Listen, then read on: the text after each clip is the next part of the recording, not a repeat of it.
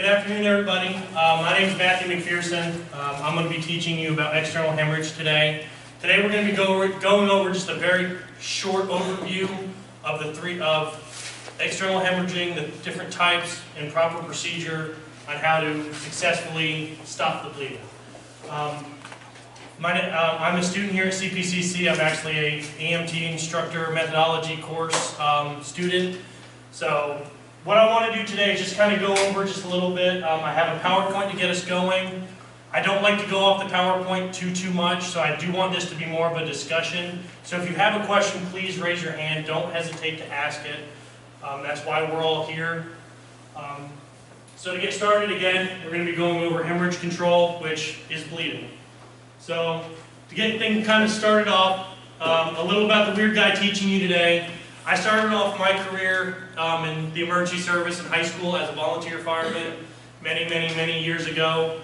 And right before I left for the Army is actually when Jeff, your other instructor, actually came to my old department and started running, and as soon as he showed up I realized I had to leave. So after I started with a little bit in the fire department, I moved to the Army where I was a grunt for 4.5 wonderful, amazing years. Ended up getting hurt in an injury back stateside, which ended up after a few years getting me medically discharged from the military. And currently I am a medic for Mecklenburg County. That's a picture of me and my wife after I graduated from their academy. And, so yeah, so you know I'm not the best looking one in the house, obviously, as you can tell. Also, I am a brand new father to 7-month-old twin baby girls that are slowly killing me from the inside out. So to get started, we're going to be going over the identify the 3 types of external hemorrhages, learn how to understand different methods to control hemorrhages, proficiently be able to identify and properly treat the hemorrhage in an EMS environment, and then we're going to do just a little review. It's not a test or anything like that. Like I said, I want to do more of an open discussion. So to get started, there's 3 different types of external hemorrhages that we're going to go over today. Number 1 is going to be your capillary, which is going to be your superficial abrasion, which is going to be more of your skin tear. You fall, you scrape your knee, you scrape your elbow. Number 2 is going to be a venous bleed, which is going to be more your oozing or running of dark colored blood. This is going to be one that's a little bit trickier to control than your capillary, but it's something that with the proper technique is very easily controlled. And number 3 is going to be your arterial bleed. This one's going to be very easy to identify. It's going to have bright red blood instead of the dark blood like the venous bleed does. It's going to be spurting with the heartbeat, so there's going to be a lot of blood going all over the place. And the wound is going to be to a major artery. You're not actually going to physically see the wound to that artery, but that's where it's coming from, and that's why it is a much more aggressive bleed than the other 2. So your capillary hemorrhage, for the care for that, it's very simple. Usually a piece of gauze, a little bit of pressure will get that bleed under control. Now whether that's a 4x4 piece of gauze wrapped in cling, a little makeshift bandage that you have to make because you don't have an actual adhesive bandage that'll fit that. Whatever you have to do, just a little bit of pressure, a little bit of hemorrhage control will pretty much make it stop, and after just a few minutes the bleed itself will actually stop. Now, have you guys gone over much of bleeding at all yet? No. So, little question here to see if anybody's read ahead then. If you put a piece of gauze on this, wrap it up, and the blood starts to come through the gauze, what's your next step? Wrap it up. Add more gauze directly on top. Okay, so you're going to remove the old gauze then? No. Perfect. Why do you do that? Why do you not do that? Because that would reopen the wound and damage any clots that are beginning to form. Perfect. So the main thing what you want to remember is you don't want to remove any clots that are already there. Alright? Luckily with a capillary bleed, there really shouldn't be too much going on. We see a lot of these in nursing homes, also with small children. They're pretty easily fixed, maintained, and 9 times out of 10 they want to get a refusal out of it. But just make sure that you're doing the right thing and that you are checking your wound after a while. You might bandage it up, you get some information, and then look down and realize it's bleeding or the bandage has moved. I don't like telling war stories, but I've done it where I put a bandage on somebody and look down and the bandage has moved dramatically, doing absolutely nothing nothing that I wanted it to do in the first place. Any questions about capillary hemorrhage? It's pretty clear, cut and dry, right? It's usually a little skin tear, it's not a lot of bleeding, usually pretty easily controlled. So now taking that a step further, you got your venous hemorrhage. Now this is going to be quite an ooze. It's going to be that dark, slow-moving blood. It's going to be a little bit thicker coming out, and with this, there's a lot more that you can do. Especially, there's going to be more blood coming out. There's going to be quite a bit of things you got to keep in mind. The first thing you always want to do is what? You walk up to a patient, they're bleeding from the arm, saying, "Hey, I cut myself with a kitchen knife." What's the first thing you want to do? With what? How do you want to hold it? You're going down the right path. With a glove, a little bit of pressure, right? The first thing you're going to do, because no matter what you do, the first thing you're going to do is you're going to have your gloves on. Everybody gets off the scene with their PPE, and you're going to walk up to your patient. You're not always going to have a bandage in your hand. You're not going to have one in your pocket. So you can always put your gloved hand over it, give a little bit of pressure, and let your partner know, "Hey, grab me a 4x4, grab me this, grab me that." You don't need to panic. You don't need to say it quickly to get everybody nervous. But the first thing you're going to be able to do is put a gloved hand on that, just to give it a little bit of pressure to help stop the bleeding. Now to treat these, there's a few other different things you can do. You can elevate the wound. If they're cut over their arm, you can have them hold it over top of their arm. You can wrap it up for them. They can hold it up there. There's also some pressure points in the arm themselves that can be used. It's not something that's used a lot out in the field. But make sure that you're reassessing these wounds every few minutes. That way, you're able to find out if the intervention that you did, whether it's the bandage or the dressing, the pressure dressing, or whatever you did, is effectively stopping bleeding. Because there's a funny little thing I heard for EMS, and as a basic, it's kind of our bread and butter, is that air goes in and out, and blood goes round and round. Any deviation needs to be addressed. It's not a lot of stuff, but this is stuff that is very important that we need to keep in mind when we're out in the field. Like we heard earlier, you never want to remove the gauze. It's already in place. Just simply have another one on top if it starts to bleed through. Now, an arterial hemorrhage. This is going to be more of your moving with a little bit more of a purpose. With this, it's an arterial bleed. An artery has been cut, whether that's a femoral artery or one of the many other ones. A lot of blood can come out of there very, very quickly. Myself, I've been hurt to where I nicked an artery and a tourniquet had to be applied very, very quickly. So with that is you want to put the pressure on that and get that stopped as quick as possible. Again, though, the gloved hand is going to be your first line of defense. All right, now, again, you want to reassess. Once you do get the bleeding under control, you do want to reassess every 5 to 7 minutes, depending on the severity of it. Or if it's really bad, you definitely want to make sure that you keep an eye on it as you're doing your assessment and doing things in the truck.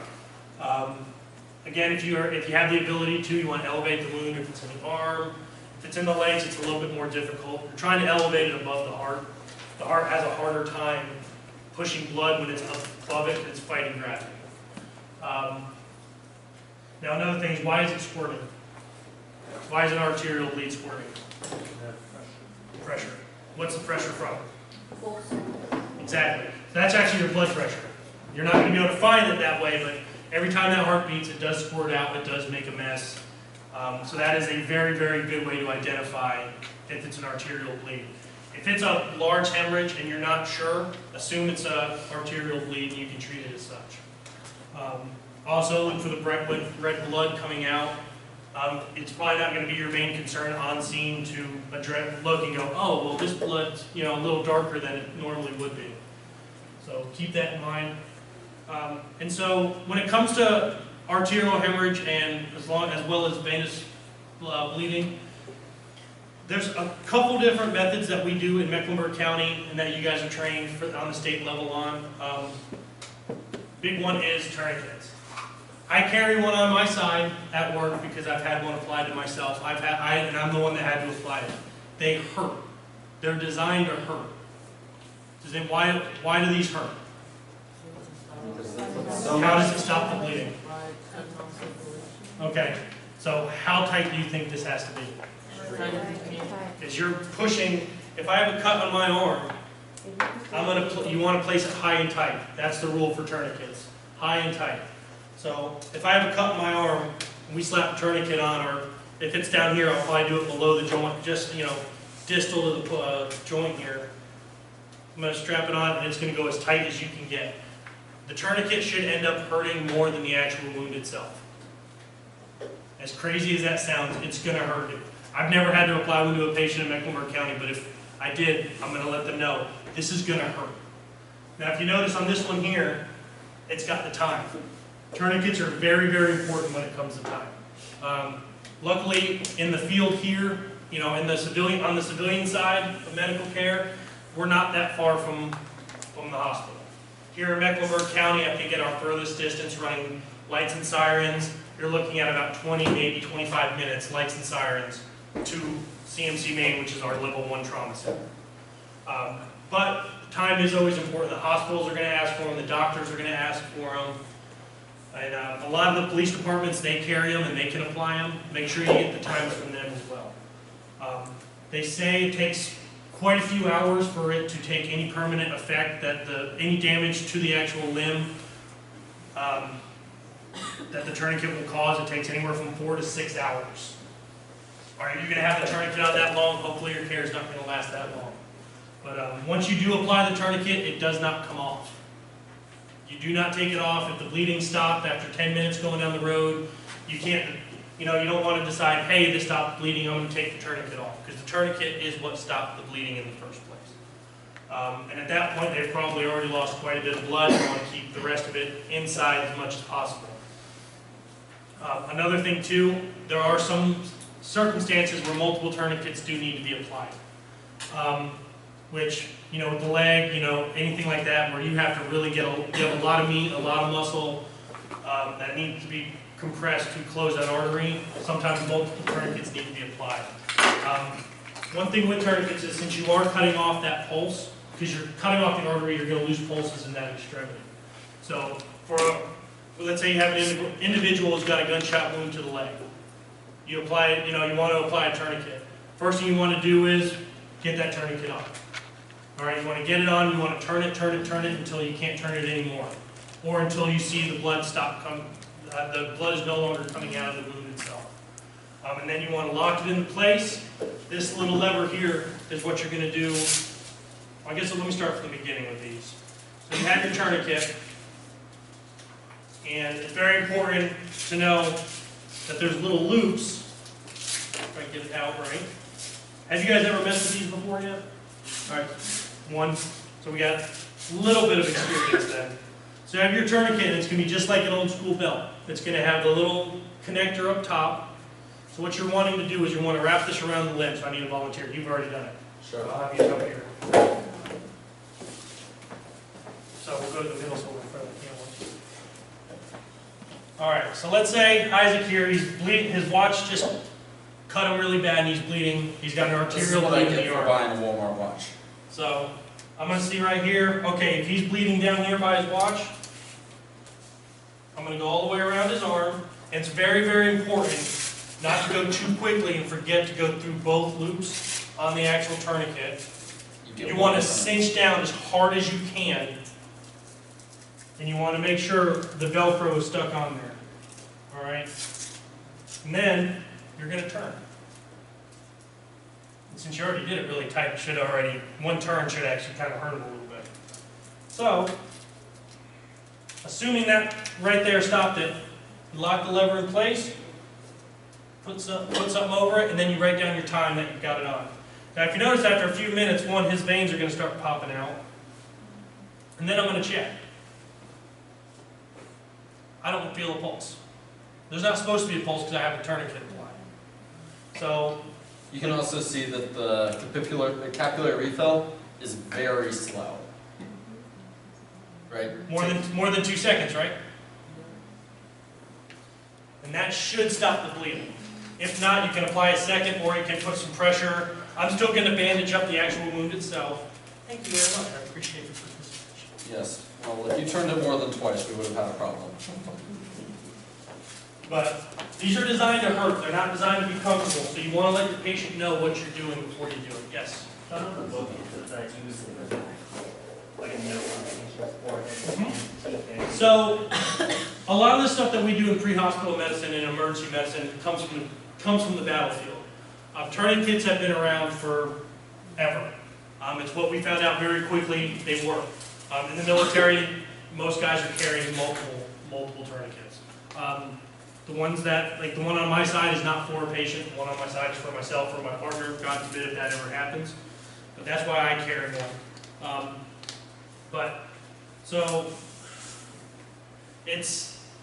You want to write down the time. Back in the day, they were writing down actually on their forehead, sometimes with their actual blood of the actual time that they put it on. Make sure you mark it. If you have a Sharpie, I know a lot of people carry Sharpies out in the field because having a good permanent marker comes in handy quite a bit. So what you want to do is mark the time. You know, marking the date's not important, but mark the exact time you put it on it. Right now it's 7:42. I'm going to mark 7:42 for the time. Seconds, it's not really a big deal, but you want to get it down to the minute at least. And you want to keep track of it. You always want to make sure that you're reassessing, especially tourniquets. They do have a tendency to move.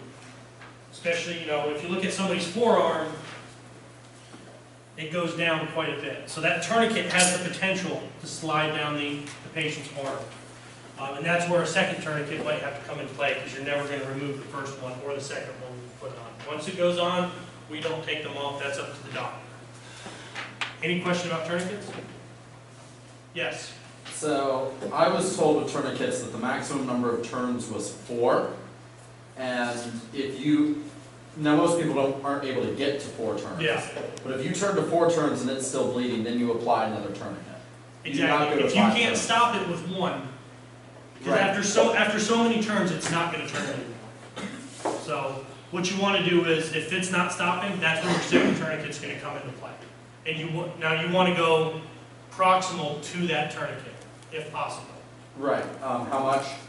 Right next to it. Okay. I mean, if you're going, when they say high and tight, if you have an injury on your thigh, that other tourniquet's already going to be high up. So you're going to have to go a little bit higher than that. Right. So, any other questions? Pretty clear. Tourniquets are very, very simple. They go on very quickly if you train with them a little bit. Did we mention never put a tourniquet on a joint? Yes, you never put a tourniquet on a joint. You always do it proximal or distal to the actual joint itself. And now these are only good. Now tourniquets are only going to work for extremities, arms, legs, nothing else. These do not work for head bleeds. These do not work for chest or anything like that. It would stop a head bleed. It will stop a head bleed, but it will also cut off the airway, and then you no longer have a good airway for your patient. As you guys have done assessments knowing that airway is pretty important. So you definitely don't want to take away from that. One of the main things in EMS is do no harm. You don't want to do anything worse for your patient than the situation that they're already in. So, a quick little review. The 3 types of external hemorrhages are capillary, venous, and arterial. Direct pressure with a gloved hand, pressure bandage, and tourniquets. You know, in this line of work, we kind of have to adjust. We kind of have to make our own pressure dressings with a little bit of gauze, a little bit of some 4x4, things like that. Those are all up to us to kind of come up with in the field. There's going to be times where you might not have access to that perfectly sized Band-Aid, and you have to, you know, find a little bit of gauze and make something work. With a head bleed, putting direct pressure on it. We also have, some agencies have pressure dressings. These come from combat again. They're really good dressings that go on and they wrap around really tight multiple times, and then you lock them into place with fabric. Some places call them Israeli battle dressings, but those work very well too. So, a quick little picture of what they're going to look like. You know, what your hemorrhages are probably going to look like out in the field. You have your arterial bleed. As you can see, you have the squirting blood, and there's quite a bit of it coming out. Even if it's a small little bit that you nip. It's like nicking your garden hose. It's under pressure, and it's going to squirt, and it's going to get everywhere. So those are definitely ones that need to be addressed right away. Just below that, you have your venous bleed. This is going to be more of your slow ooze. You know, hopefully, you know, probably shouldn't take too much to get it under control, but it is something to keep in mind. And again, if you can't tell the difference, which one do you treat it as? Exactly. You always want to treat it as the worst one over the not as bad one. Then next you have your capillaries. This is going to be that more of the skin tear. Like I said, I've fallen more times, especially as a kid. You scrape your knee up. That's the kind of bleed that is. Usually a little bandage will do it, a little bit of pressure, no big deal. All right, so I want to thank you guys for your attention. Let me come up here and do this. So I want to get a little hands-on. I don't think that, in EMS, I don't like sitting in a classroom and just standing in front of you guys and talking.